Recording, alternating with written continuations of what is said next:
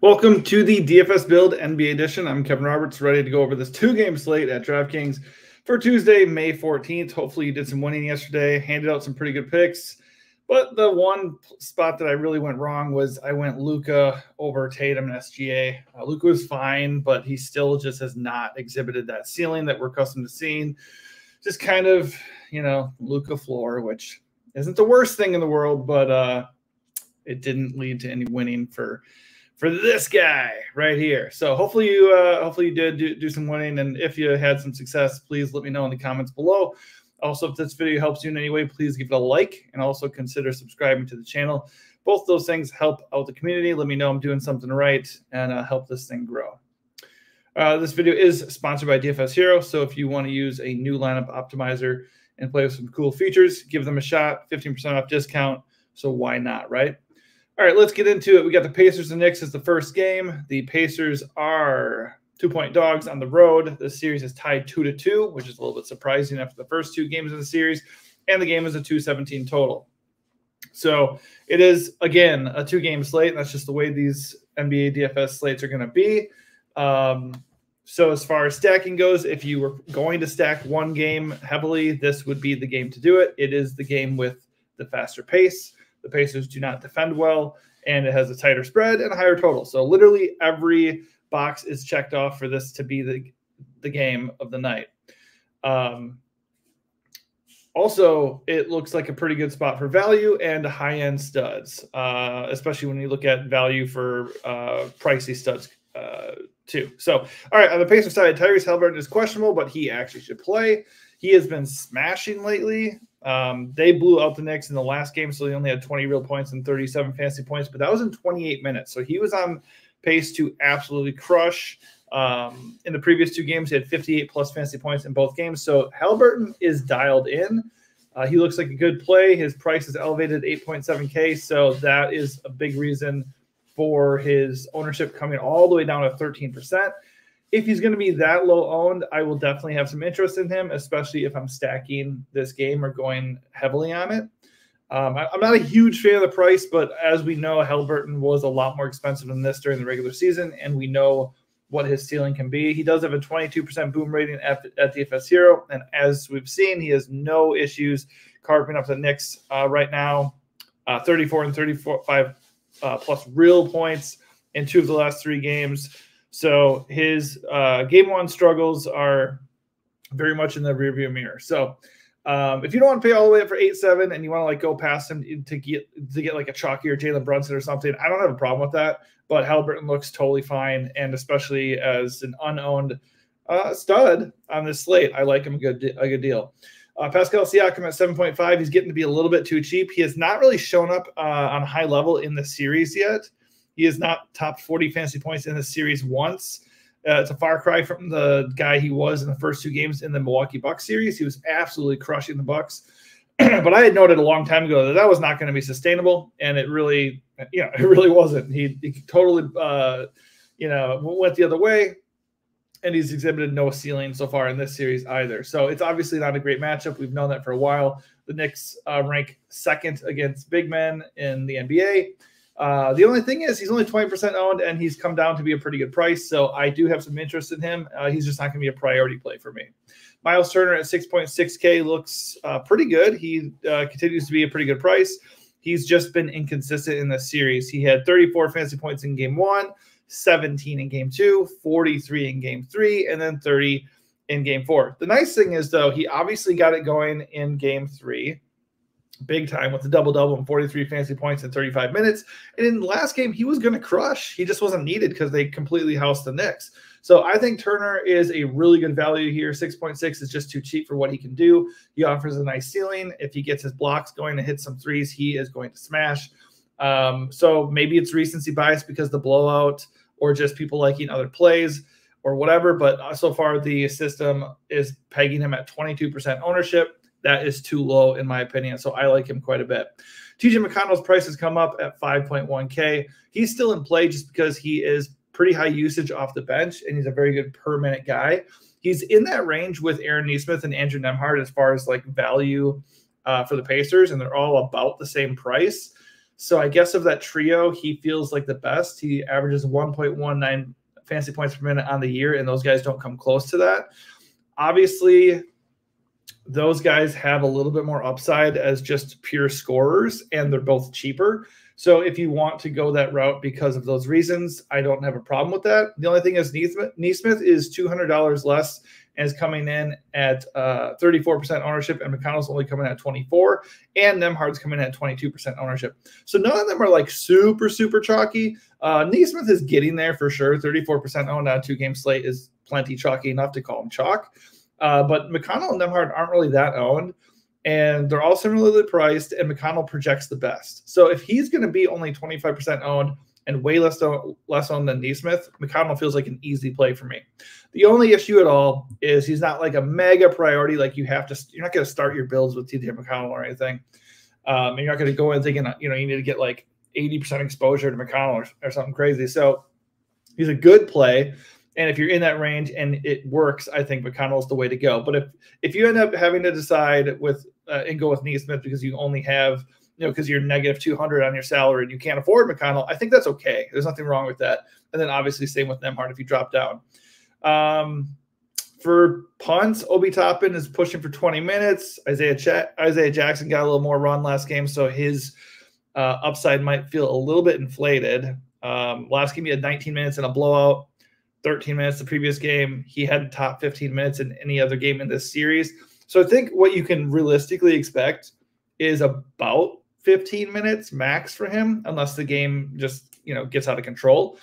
But at 3.1K, you can take that risk either way because he's a very good per minute guy. And he's 3.1K. So I have no problem with them. I don't think he's a priority. And I do think I would get away from that because right now he's coming at 28% ownership. So if 3.1K Isaiah Jackson is going to be chalky, I will look to do something a little bit different there probably. But I don't have a problem with them. Ben Shepherd at 3.3K, another viable punt, just because these guys are all getting minutes. They're getting like 15 to 20 minutes. So if that's going to continue happening in 3.3K, you could totally keep Ben Shepherd in your player pool. Of those cheaper guys, Obi would probably be the guy I prefer the most. He's been having a pretty good series, pretty good playoff run overall, and he's the safest bet of those guys to actually get 20-plus minutes. Sorry, got something in my eye. So, quick recap for the Pacers. I like Halliburton just fine. The price just might be a bit of an issue for some people. Siakam's okay. Honestly, Siakam at some point is going to have a blow-up game. Why not now, right? At 20% ownership, 7.5K, I have no problem with just betting on this game being a huge game for Siakam. He's just too cheap. But the best play for me for the Pacers is Miles Turner, followed by TJ McConnell probably. And then everybody else is just in play. If you want to use those guys, regardless of ownership, that's fine. None of the Pacers are coming in like super owned, so they're all kind of appealing. On the other side are the Knicks. Their rotation is going to be a little bit tighter than usual because OG Anunoby remains out. Mitchell Robinson's out. We know Bojan Bogdanovic is dead. Julius Randle has been out for forever. So their rotation is pretty tight here. As you can see, not a whole lot of bodies to lean on. But that's good. That's good for DFS purposes. We know who's going to be out there, assuming they don't get beat by 40 points again. So Jalen Brunson looks awesome, coming in at 9.5K with a 50-point fantasy projection, 32% boom rating. And the Pacers are a great matchup. He had 2 smash games to start this series. Then he got hurt, and then he dropped down to – well, he had the game 1, he had 60 fantasy points, 43 real points. He got hurt in game 2 and only played 32 minutes, but he still had 45 fantasy points. I don't know if the injury is, kind of having him lag here or what the case is, but he did not shoot well in game 3, 10 for 26. Still had 26 real points and 6 assists, so he had 35 fantasy points, but that is not what you're paying for. Game 4, they got their asses kicked. He only had 32 fantasy points in 31 minutes. So, I mean, right off the bat, let's just not even play with the idea of a blowout like that. I don't care about that. They're probably not going to get murdered in a game 5 with – this is going to be a pretty intense game. This is like the most stackable game for a very good reason. So I expect Brunson to show up. I think if you want a guy who's going to get 50 to 60 fantasy points at a pretty discounted price, Brunson looks amazing. The only reason why I wouldn't want Brunson is ownership. He's coming at 43% owned. Feels like pretty good chalk, though, because when you look at how the series Nikola Jokic has been having, and he's really the only other true stud. I guess Anthony Edwards too.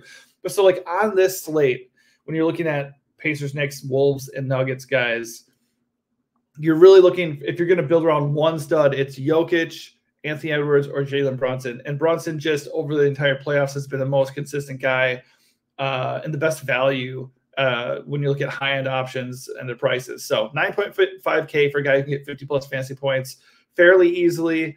That feels like something worth eating when it comes to chalk. But he is going to be owned. So if you want to get different, that is a pretty quick way to get different, fading Brunson and finding a way to leverage that, or just going and getting, a lower owned stud. Like obviously Halliburton on the other side of the game is 8.7K, 13% owned. That's an instant leverage play in my opinion. But it's also a situation where you might want to just pair those two guys because it's the best game of the night. Every Knicks guy is in play because all these guys are going to play minutes. And also recency bias could lower some of the ownership here, whereas Josh Hart had an atrocious game last game and they got crushed. And all these guys lost minutes. Isaiah Hartenstein didn't play well and lost minutes. But it's a good matchup. It's the best game of the night. And these guys are still all too cheap for what they can do. So Josh Hart looks totally fine at 7.8K. His price has come up a little bit.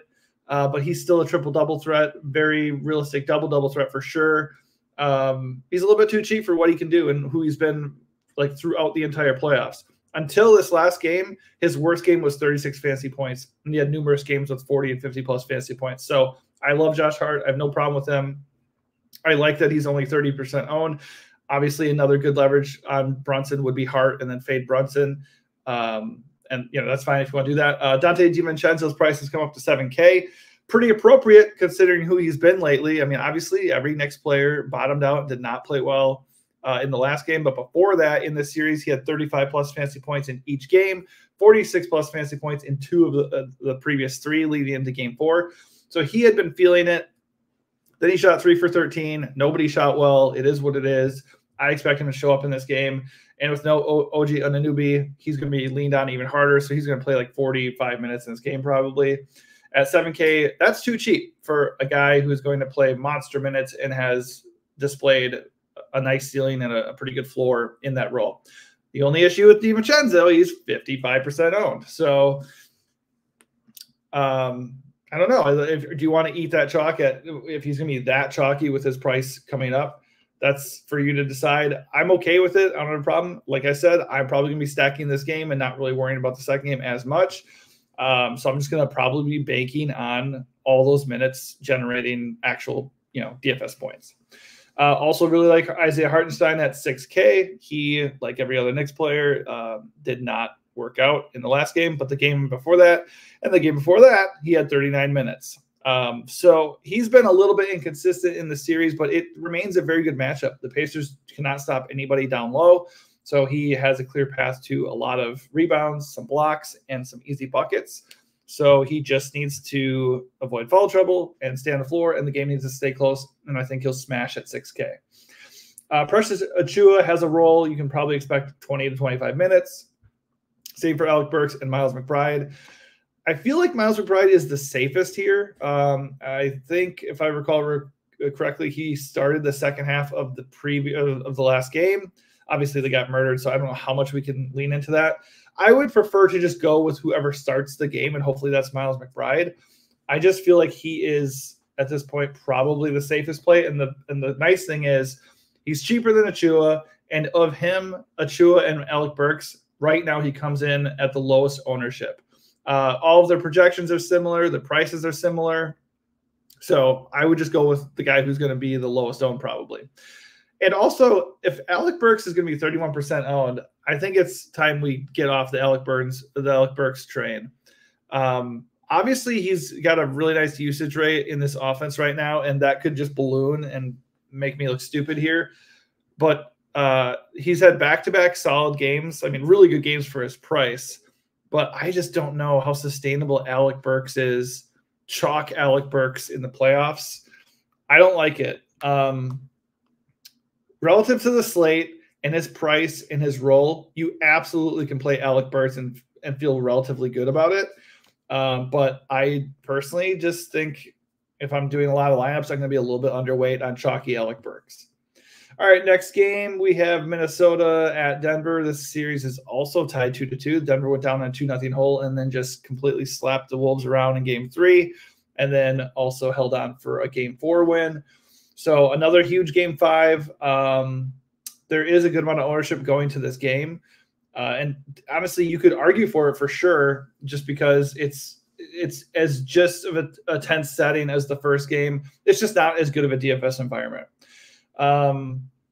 Anthony Edwards looks like a totally viable stud at 9.2K. He's cheaper than Jalen Brunson, and he's going to be less owned. So if you want to leverage Jalen Brunson ownership with a guy who projects almost as well and is cheaper, and obviously lower owned, I have no problem with that. You can totally do that. I would imagine Anthony Edwards shows up in this game. I mean, he himself has had zero issue in this series, really. And I said this going in after game 1. I said the big thing with the Wolves is going to be, will all the other guys show up? Are they going to just like disappear when it matters most? And I had no worries about Anthony Edwards. And sure enough, in that game 4, even though Minnesota lost, he had 44 real points. So it's the second time in this series he's had 40-plus real points, and they really don't have an answer for him. So I would expect Edwards to show up big in game 5. So yeah, he's on my radar for sure. I'll be a little bit overweight since he's only 31% owned. And I would definitely look at him as a possible leverage play on the Brunson ownership. Cat is coming in as mega chalk at 42%. That makes sense because he's only 6.9K. The only thing is he hasn't been super reliable in the playoffs. In this series alone, he's topped 36 fantasy points once. So that's not the type of consistency I like to see from a chalky player who isn't like super cheap. For his talent level and his supposed role, he's definitely cheap. There's no doubt about that. But for his actual production, that's a lot of chalk that I don't really feel great about. So since I'm already very interested and invested in the first game, Cat chalk is probably chalk I personally wouldn't mind getting away from. Because we're talking about Miles Turner at 6.6K getting overlooked with like maybe half the ownership. Give me Miles Turner there for sure. Can you play Towns and feel pretty good about it and eat the chalk and get away with it? Absolutely. He's not a bad play. It's just, okay. And the other thing is you can't fade all the chalk, right? You also can't eat all the chalk. So when I say we can gain these leverages, I'm not saying you have to fade Brunson, you have to fade Towns, you have to fade all the guys who are chalky. That's impossible, and I wouldn't recommend that at all. So hopefully nobody gets confused by that when I say these things. But 1 or 2 of these chalky plays, or 3 even, are plays you will have to inevitably fade or be underweight on, and if you're creating a lot of lineups, to give yourself a chance to score a takedown. So it stands to reason that the winning lineup will not always have like the 2 or 3 chalkiest plays in the lineup. One of those chalky plays is going to bust. So you have to just at least consider the reasoning for how and why that would happen. So for Towns, he's super cheap. He projects well. It's a massive game, but he hasn't been producing. He has 1 really good game in this series, and maybe 2 really good games in the entire playoffs. Not very shocking considering who Cat has been throughout his career, and that Edwards is the alpha of this team. So I could totally eat crow there, and Cat goes completely bonkers. And by the way, if I'm rolling out many lineups, I too will be having some Towns in my lineups for sure. But it just seems to me like a pretty good spot to get ownership leverage. Rudy Gobert is just crazy cheap. Like this is just silly to me.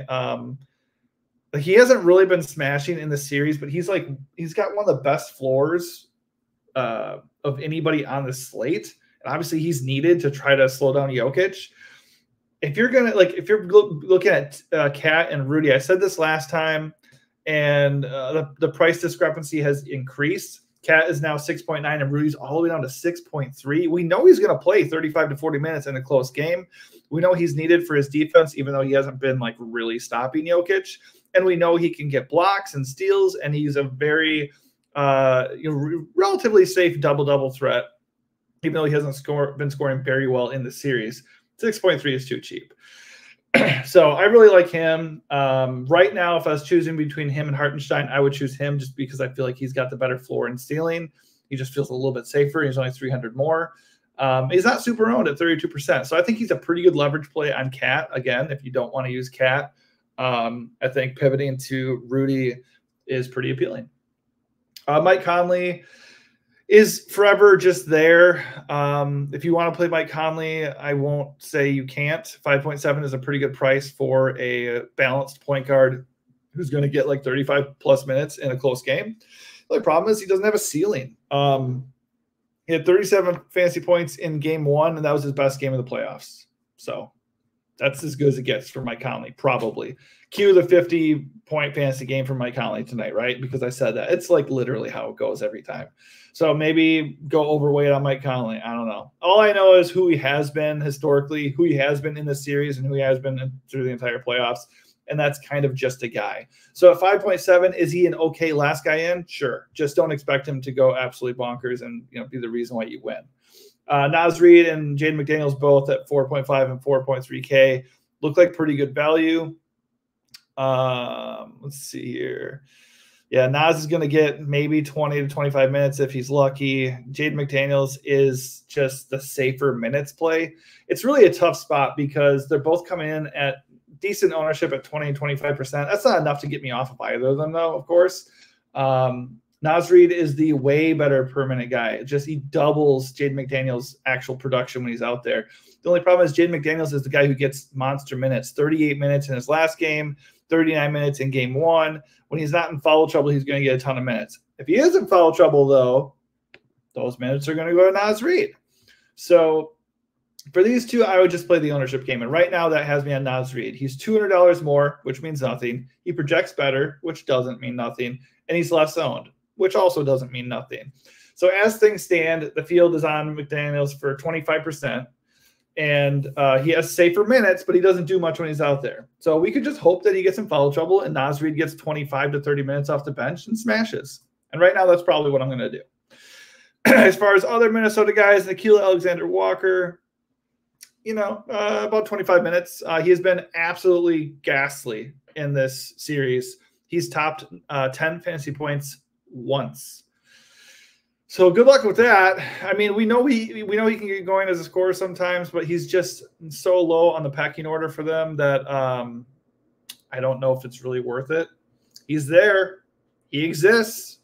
He's in the player pool because he's going to get about 25 minutes and he's 4K.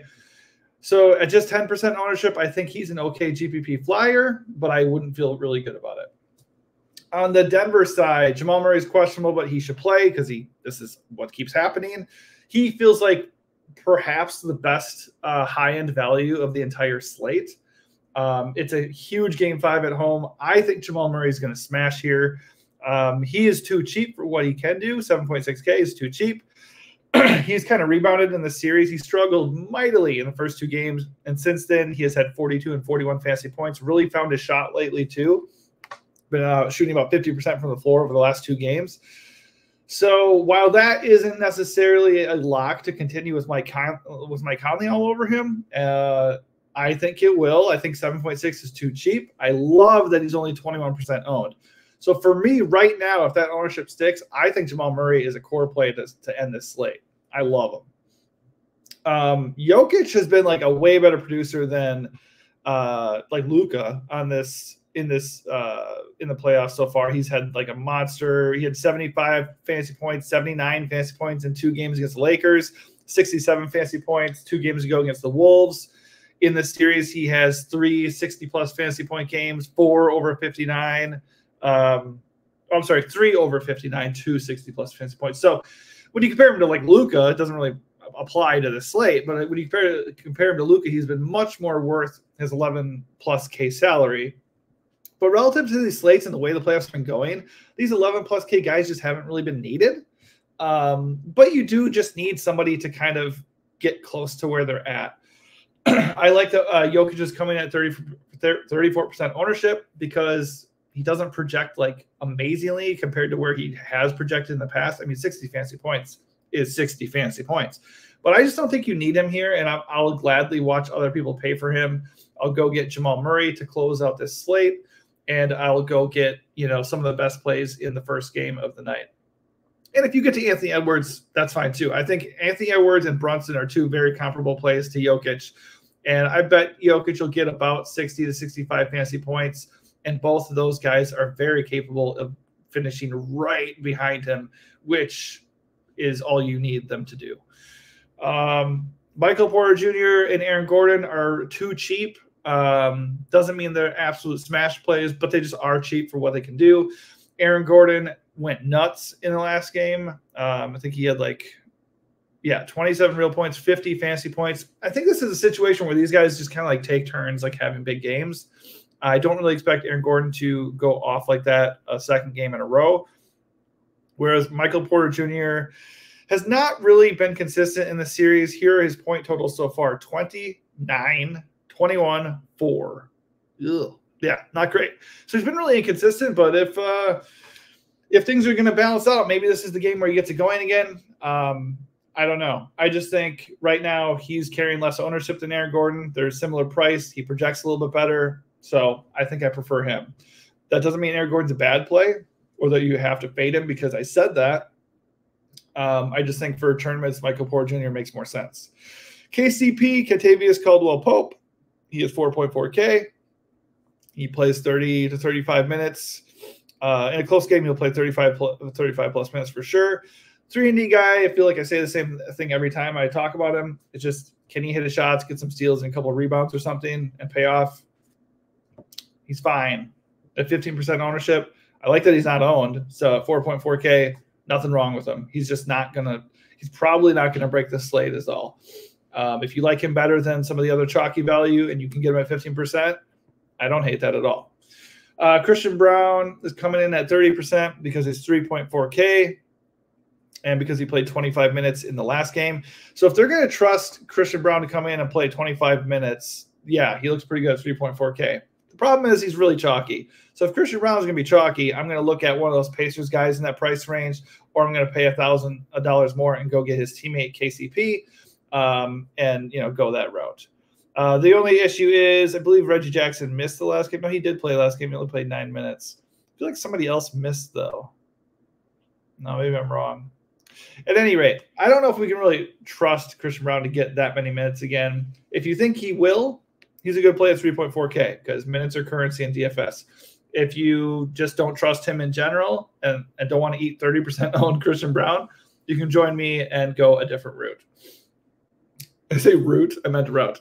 But yeah, okay, that does it for me. A little bit long video for a 2-game slate, but hopefully that helps you in your process a little bit. It's early. Things can change. Maybe somebody will be ruled out, like Donovan Mitchell was ruled out yesterday. That really changed the slate completely. That doesn't usually happen for playoff slates, but you never know. So keep your head on a swivel. Make sure you check the starting lineups specifically for the Knicks, because I want Miles McBride to get the starting gig tonight. And if he does, love him at 4K. I'm assuming that will inflate his ownership, but whatever. I still like him regardless. But yeah, hopefully this helped you. If it did, give this video a like and also consider subscribing to the channel. Thanks for watching and good luck.